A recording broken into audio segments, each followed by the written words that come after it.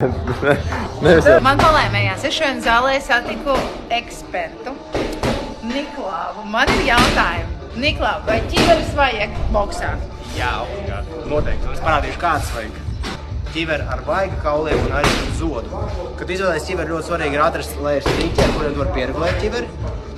Zods tev nosaks žogli un vaigu nosaks daļu degunu un arī seju. Tad šis ir mans favorīts. Viņai ir ļoti laba redzamība.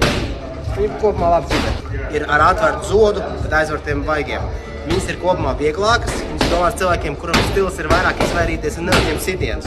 Tad, ja tu uzņem vairāk sitienus, ņem to pirmo ķiveri. Ja nē, tad šī ir ļoti labs variants.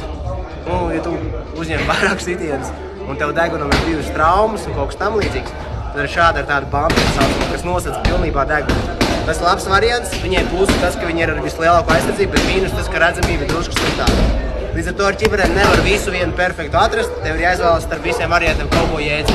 Vēl sacensību ķiveres. Mums izmantos, ja piedalās amatieru boksu sacensībās. Līdz 18 gadiem viņas vāk. Ir sarkans vai zils, sarkanais vai zilais stūris.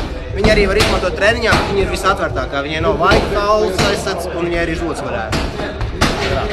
Wow! Paldies! Saudzē savu galvu un velc ķiveri.